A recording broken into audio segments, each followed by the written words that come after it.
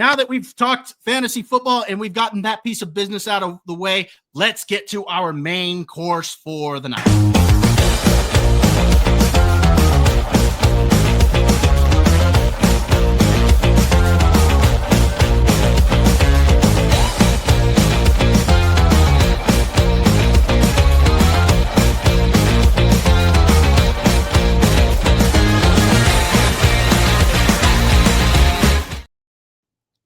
All right. This movie is a Thanksgiving tradition in my home, and I am sure it is the Thanksgiving tradition in a lot of people's homes. Planes, Trains, and Automobiles. This is a movie starring Steve Martin, John Candy. It came out back in 1987, was directed by the great John Hughes. Now, John Hughes has directed some really good movies. Just some of the movies that are to his name. We're talking The Breakfast Club, Ferris Bueller's Day Off, 16 Candles, Uncle Buck, Pretty in Pink, again, Planes, Trains, and Automobiles. So, oh God, yeah, there we go. Now we're talking. Yes. So, yeah, this is a movie that is a lot of fun. It is a good Thanksgiving movie. It has a lot of heart, but it has some of the most quotable lines from a lot of movies. So let's go ahead and let's jump into Planes, Trains, and Automobiles. And I'm going to start with you, Josh. Yeah, there's another one. That's another one.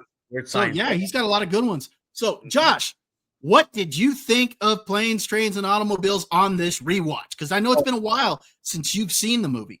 It has. And I remember the last time I saw it, and we covered this when we talked about the John Candy documentary, that this was never my favorite. I always felt it was sad. And after watching it this time, oh my God, I actually fell in love with it because I thought they did such a good job. And I mean, I was talking to Derek earlier today, Bob, and I was saying 1980s had such good movies. It was just totally different, right? Like, it was a different time. You didn't think of anything. 1987 had fantastic, movies. And the lines in this movie, and when we were young, I always remember I felt, sad for John Candy and, felt that, I wish that it was funnier. But actually, it was pretty damn funny. And it just tells a great story. And you had that connection between, C. Martin and John Candy. And at the end where he said, "You're coming home with me." And, insisted on it. And, before that, when he's like, "Where's home? I haven't been home in 8 years." And you're just like, oh my God. And here's a question that I've got. Well, since you just brought that up, I want to go ahead and ask this. Sure. Because throughout the movie, he's saying that he's working with the shower curtain division and whatnot. Do you think he was actually still working with the shower curtain division? Because he had no problem selling the shower curtain rings to the side. If that was supposed to be his inventory, he had no problems doing it. Do you think he was actually still working with it, or was he also without a job? God, I don't know. I think he was with the company. That's what I think. Yeah, because he was traveling around. He just didn't. I think because of his wife's death, he didn't want to go home. Yeah, I mean, he hadn't gone back home. It was obviously it was too painful for him. I was just curious if you guys maybe picked up on that and possibly he was also without a job, but that wouldn't make sense because he also had the money to at least to pay for the airline flight. Well, and he also had $263 in his wallet too before he. That's true. Stolen. That's true. Yeah, he had a job, and he just was scared to go. Okay. They never made a sequel to that movie. No. They never made. No, you don't. No, don't. So, Josh, you talked about how funny it was. What do you think about how the movie opens up? Oh my God! I mean, the way it opens, it starts, with him sitting there in that business meeting, but then he's trying to get to the airport, and you have that whole sequence where he's trying to catch a cab. And you have the cameo by Kevin Bacon. They're racing to their cab. What do you think of that cameo scene? It was so random. I loved it. And the fact that Kevin Bacon is right there for a few minutes trying to catch a cab. I mean, all the cameos. I told Derek about the one we were trying to figure out the guy on the plane. on the other side of Steve Martin. Was an old-time actor. Yes. I've seen him in a lot of other stuff too. Yeah. He's been in so many things. And then he was in Home Alone also. Yes, I remember he was there in Paris when she was bought the flight ticket from that old couple, and he's like, "Oh, she's got those earrings, those dangly ones." Earrings, those dangly ones. Let's go. Yeah. Was he National Lampoon's European Vacation? I don't remember if he was in I that. can't remember if he was or not. But anyway, the movie is fantastic. It's just a heartfelt story. You have two guys who one of them just wants to be nice and the other is a jerk. Wants to just get home, doesn't want to talk to anyone, doesn't want to save. Do you think he's really a jerk though, or is it just that he's annoyed? Probably annoyed, I guess. Okay. Because, I wouldn't think that he's necessarily a jerk. I think he's just annoyed because, like everything that could go wrong goes wrong for him. You know what he is? He's grumpy. He doesn't want to be on the road like that. I don't think he hates his job. I don't think he hates. No. That's not the issue. No, he doesn't want to be where he is at that time. It's situational. He just wants to be home. By the way, I looked this movie up on Critic List, and I gave it a most excellent. Yeah. All right. 100%. I think it's definitely, and everyone did. I did not see any negatives about this movie. Yeah, we'll check out the Critic List score here in a minute. So you've got him. You got that whole sequence with Kevin Bacon, and he's trying to catch the cab. He falls over. He ends up tripping over Dell's trunk, which I think is absolutely hilarious that he trips over that trunk. But I love when he's trying to get the cab and he's trying to appeal to the good nature of that lawyer. He's like, "Can I appeal to your good nature? I don't have a good nature." Yeah, I'm a lawyer. Well, but he asks him, he's like, "Can I paid $10 for this?" And he's like, "No." Well, how about 20? Well, I'll take 50. And so he goes to pay 50 and he's like, "Well, anybody who'd pay 50 would surely pay 75. What did he say? What did he say? Like, God, you're a scumbag. He goes, "Close. I'm an attorney." What was he? He said, "You're a thief," I think. And he says, "Close. I'm an attorney." And then it's sad. As soon as he finishes paying, that cab just gone. That takes off. That's it. I love how John Candy kisses Steve Martin. He wakes up and he's like, "Did you just kiss me?" And then those aren't. That's a hilarious scene because I think it's not just what's said there. There's a lot of build up to that point that I think makes that hilarious. So, Derek, why don't you tell us what you thought, and then the scene that Josh is talking about there, why don't you give your thoughts on that? Yes, you love that scene. So my missus is out of town at the moment, but we did a video call earlier. I told her that we were reviewing this movie tonight, and she immediately goes, "Oh, that's one of my favorites." Like she put her hand on her heart. And that sums it up. Yes. That sums up this movie. There's so much brilliance about this movie, but I will say what I think about it that I love the most, besides being the ultimate Thanksgiving movie, is the fact that they hit both comedy and drama notes so perfectly throughout the entire thing. And that's a really hard thing to do. Yep. That's a tough skill to pull. And they did it in this movie. I didn't realize just how good of actors both Steve Martin and John Candy were. Like, if you look at the scenes when John Candy is like his eyes are welling when Steve Martin's ripping him apart. Oh, that's where I Like Me came from. That's where the name of that documentary came from, was this movie. Right. You really you wanted to hug John Candy when he was going through that. And then when Steve Martin just finally gets it all out and he's done, you can tell he feels so bad. He feels awful after releasing like that. Yeah. And then John Candy just goes back into the bed and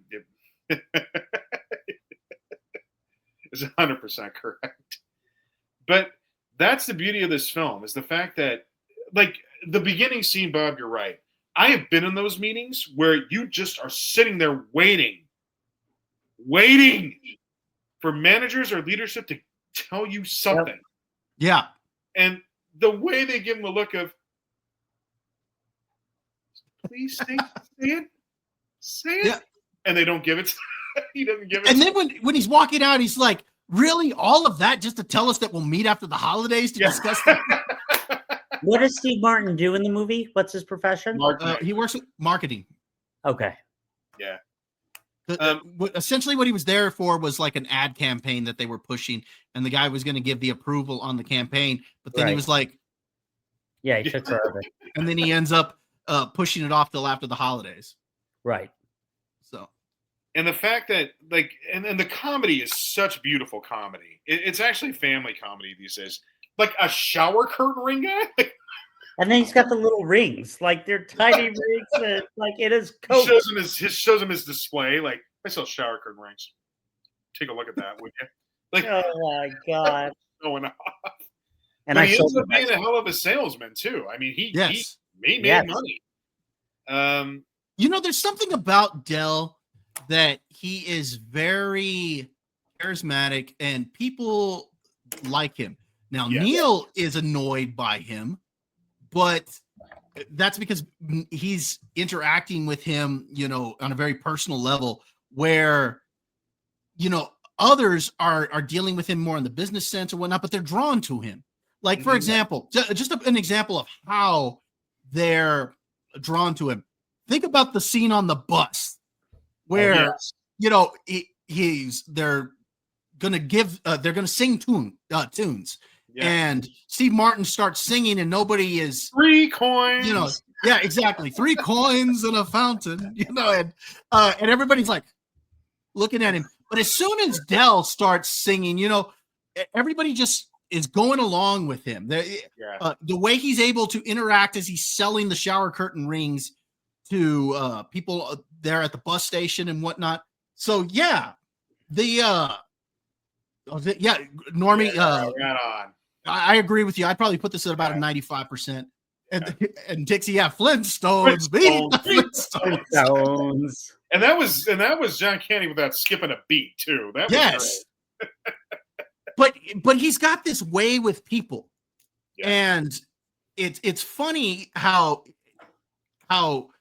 Steve Martin's just annoyed with him, but yet Del, he's got this way, and I think that's partly also why Steve Martin is drawn to him at the same time, because even though he's annoyed with him, there's just something about Del that he's drawn to. And it's every time he doesn't hit it until every time he thinks he's saying goodbye to him. Yes, that's the kicker. Yeah. When he says, "Take the train ticket, it's a gift." No, it's a gift. And this is after Del had been kind of riding off and being a cheapskate, and C. Martin Neal says, "Nope, it's a gift." That's a great scene too. He said there. I thought it was hilarious that the car blew up, but they were still able to drive the car. Oh yeah, that's hilarious. We'll get to the car scene in a minute, because I think that's a whole section that we have to talk about. Yeah, those two unload on each other. Oh, with the cigarette and throwing the. Oh my God. We'll get into that in a second. Go ahead, Derek. Finish your thoughts. Yeah, no. So, I love when all the comedy bits hit like they do, and I love when all the drama bits hit like they do. There's not a misplaced scene in this movie for me. No, not at all. The rhythm of the film is just so good all the way through, and I can't help but appreciate the acting job that both these two did. It's such a fun, wonderful, good time. And when Steve Martin gets up to the car counter. See, by that point, he's just happy. He's so done. Like, it gets to a point where he's about ready to punch somebody. And this is after telling Del, I think it's better if we go on our own. And he comes to find out, no, that's worse, actually. It still blows up in his face. And when he falls down the hill at the airport. Oh, yeah. He has to walk down a runway. He has to go through the snow. He's falling down the hill. He has to walk, what is it, a mile, he said, back to back to the rental car place. Or to the rental car. That God, that scene with the F-bombs after every other sentence. Oh, and at the end, what did she say? F you? No, she says said you're effed. Oh, yeah. The thing is that I read where it was something like 19 F-bombs dropped during that scene. Well, no, what makes that beautiful too is that, like, if you keep hearing that in every movie, you're like, God, I'm getting sick of this. But the way that they do it in that movie is so good. And it's so right on point. And they just hit the right note with all of that. It was so good. Yeah. And then, of course, at the end, the ending is still one of the best endings I've ever seen in a movie. Because Neil C. Martin ends up running. He starts the movie running to catch a cab. He ends the movie running to find his friend. Oh yeah, Good point. Good observation there. Yeah. And that's why I love it. It's the fact that it starts off like, I mean, he's not a jerk. He's just trying to like catch a cab in New York. You got to be selfish to do that. Right. But when he runs off the train and that awareness he gets in his head, yes, it's beautiful. It really is special and tender. And the way he just busts through the doors of the train station, because he knows that's where he is. He just has a hunch. He's been with him for that long now, where he just believes, nope, he's here. Like, it's just this bond that they have. And man, this is one movie that everybody should watch over and over and over again. It's really, really fantastic. You know, I kind of want to echo what you said there. The chemistry between Steve Martin and John Candy is really good in this movie. They play off of each other so well. And like I was saying earlier, and you were mentioning this, Josh, about the scene where Dell kisses his ear, and he's like, "Why are you holding my hand?" And he's like, "Oh, well, my other hand's between two pillows." You know, and he's like, "Those aren't pillows." But up to that whole point, there was a whole bunch of buildup. Like, you see everything going wrong that could go wrong, and Dell is doing everything wrong to get under Steve Martin's skin up to this point. Yet from taking the cab to he trips over the trunk, he takes his socks off on the plane. He won't shut up. He just keeps talking. You know, everything could go wrong up to this point when they're in bed. You know, he's now stuck with this stranger in a 1-bedroom room. Mm-hmm. You know, and I love this where he looks at the bed, realizes there's one bed, but he realizes there's one bed because he kind of scrolls past the bed, and then all of a sudden it goes back to it, and the music that's played during that scene is hilarious. And then he looks over at Dell, and Dell's just like smiling, and I love it. You got Dell saying, you know, "Would you like to take a shower?" No. And then when his underwear is in the sink. Oh, but that happens a little bit later. All of this is building up to where now he's lying in bed and he's making all these noises, and Steve Martin just loses it. And you already talked about that, Derek. The scene where he loses it, beautiful scene. And you know, again, he does the whole "I like me" speech. You know, and he comes back and that's when you have that hilarious moment when they wake up in the morning. That's hilarious. So how about that Bears game the other night? You see that? Oh yeah. The Bears. Yeah. My dogs are. I like. They're gonna go all the way. Yeah. So yeah, there's so much in this with the comedy mixed with the drama, and there's a lot of build up to those comedic moments, like where Steve Martin loses it, or even the build up to the drama moments, because where he loses it, it becomes very dramatic. It starts off kind of funny, and then it becomes very dramatic. But there was a lot of build up to that point. And you see that throughout this film. Again, when Steve Martin loses it on the lady there at the counter there for the rental car, it's because everything has gone wrong for him up to this point. And so, yeah, it's hilarious to watch all this kind of play out. Again, you talked about it, Derek, how it just hits those comedic and drama beats so perfectly.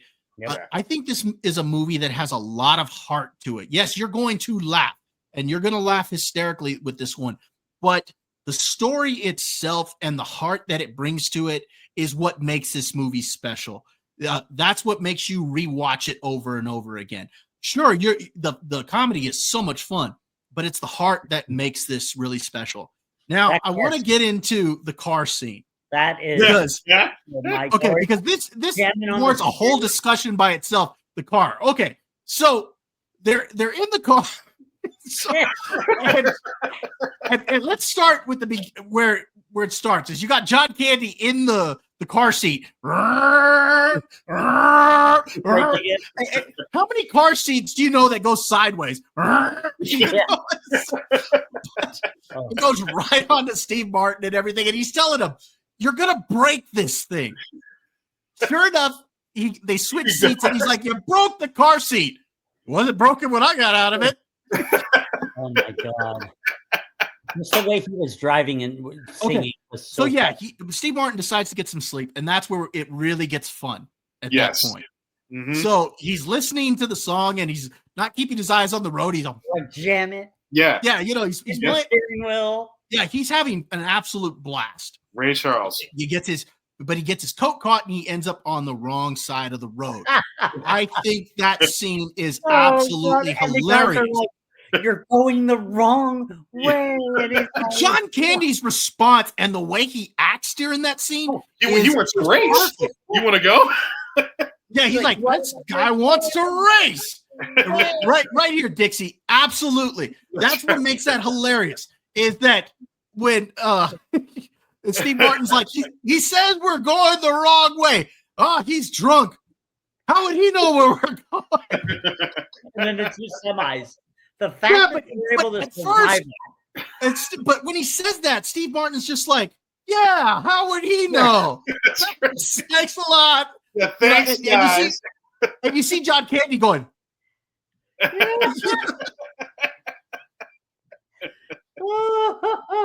and then to top it off, they get it. They go between two semis.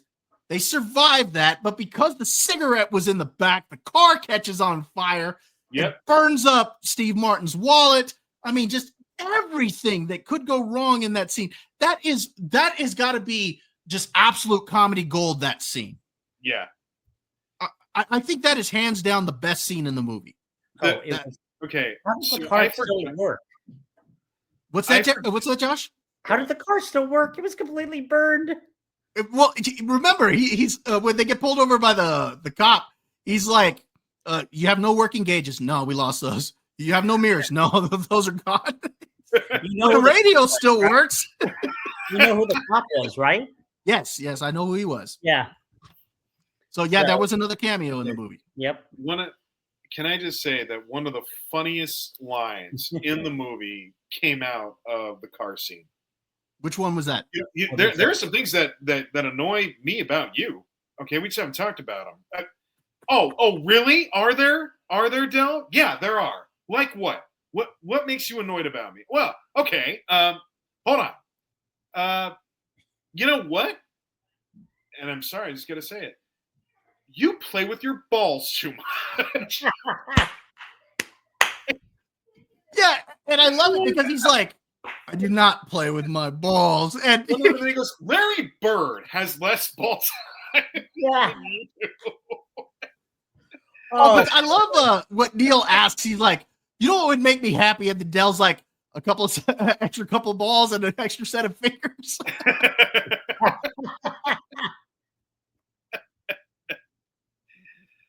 This movie is just absolutely fantastic. Let's go ahead and let's take a look at the critical score. Yeah, let's do that. I mean, I saw all in the 90s. I saw most excellent for all of them. I still need to put my review up. They actually reviewed this over on the Monday Hangover, which is the show our friends Blaine and Lily are on Monday. And so let's go ahead. Let me share my screen here. I just pulled this up. So we've got Planes, Trains, and Automobiles. You guys see this? Yep. Okay. So right now it is sitting at an audience rating of 92% on 77 votes. That is an excellent score. Most excellent. Bring it home, man. Normie said that he gave it a 95%. Blaine gave it a 94%. Yeah. I know Lily, she's got her score up here. We love our honorary dad, Lily, who's been on the show shut multiple up. times. She's got a 95%. Epic Mike, also he's on the Monday Hangover, a most excellent 98%.